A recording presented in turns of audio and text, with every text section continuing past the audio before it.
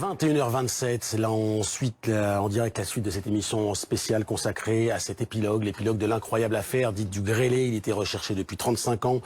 Il s'est suicidé mercredi alors qu'il était convoqué par les enquêteurs, un ancien gendarme, policier, tueur et violeur en série. Avant notre reportage, le format exceptionnel dans une dizaine de minutes, je me tourne de nouveau vers Jean-Michel Ayat. Merci d'être là, premier président de la Cour d'appel, ancien président du tribunal judiciaire.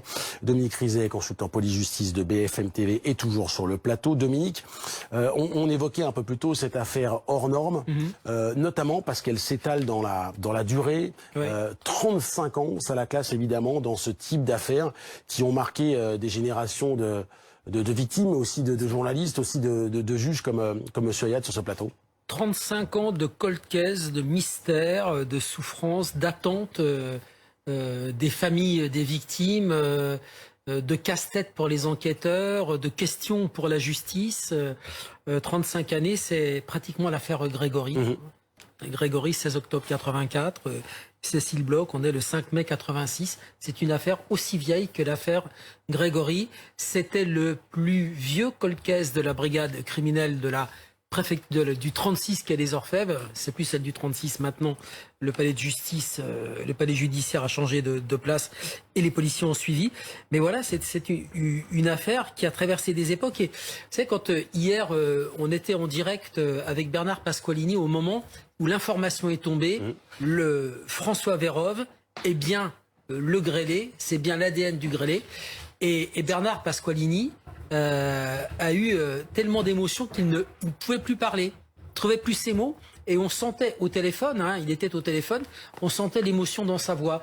Tout à l'heure, je montre ce siège parce qu'Alain Vasquez, autre chef de groupe de la crime, qui lui a eu 2 autres dossiers, il a eu le meurtre de Gilles Politi et de Ingard Müller, la jeune babysitter, tuée dans le même appartement, lui aussi disait c'est un tel soulagement, et les gens de la crime vont se retrouver. Les gens de la crime vont se retrouver pour en parler, pour évoquer cette affaire, et puis pour peut-être, pardon, pour le célébrer. Mais c'est un peu ça quand même, pour se souvenir de cette affaire tous ensemble, se remémorer ce qu'ils ont fait, et puis cet aboutissement qui est quand même incroyable, mais vraiment incroyable. Et dans un instant, je serai avec Denis Jacob, ancien collègue de ce grêlé. Mais avant cela, j'accueille Aziz Zemouri. Bonsoir. Bonsoir. Vous êtes journaliste au Point. Et c'est vous qui avez annoncé le suicide du grêlé, mettant fin à la procédure judiciaire qui était un peu cachée et remettant cette affaire en pleine lumière. Oui, c'est nous au Point en fait qui avons annoncé le lien entre le suicide du gendarme, enfin en tout cas et ex-policier également, et les liens avec le grêlé, parce qu'en fait, on m'avait prévenu la veille en me disant que le gendarme suicidé pouvait être le grêlé, et donc on s'est mis tout de suite au travail en fait pour essayer de voir ce qu'on pouvait récupérer comme information, et c'était extrêmement verrouillé en fait.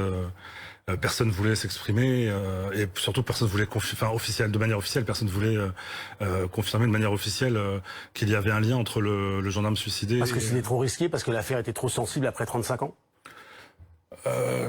Oui, parce qu'on voulait pas se tromper, on ne voulait pas forcément donner de faux espoirs aux victimes. C'est absolument ça, c'était vraiment l'idée de ne pas donner, si on révélait l'information trop rapidement, de ne pas donner de faux espoirs à tous les parents des victimes qui attendent depuis 35 ans.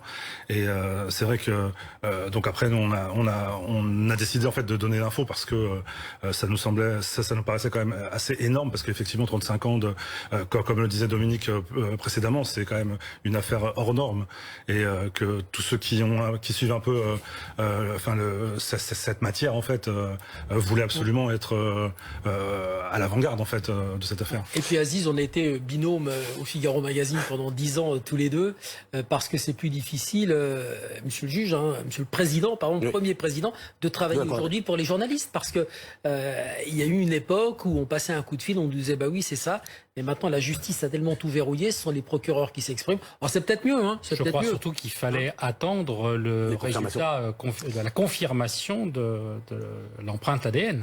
Je voudrais si je peux faire confidence, hein, enfin, la police judiciaire était quand même savait d'emblée, enfin moi quand je les ai eus, que c'était lui. Que ça matchait, comme on dit. Oui, voilà, exactement. Parce que, enfin, notamment en raison du courrier et du courrier qu'il a laissé, quoi. Ce qui fait que cette affaire exceptionnelle, c'est évidemment cette longévité, mais aussi le fait que ce tueur en série était gendarme puis policier. Bonsoir Denis Jacob, merci d'être avec nous en direct. Vous avez travaillé avec le grêlé.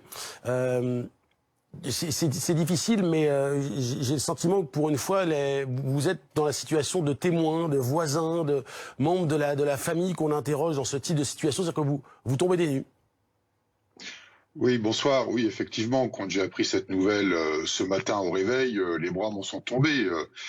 François Vérove était un de mes délégués syndicaux à l'époque où je dirigeais conjointement avec un autre collègue le département des Hauts-de-Seine.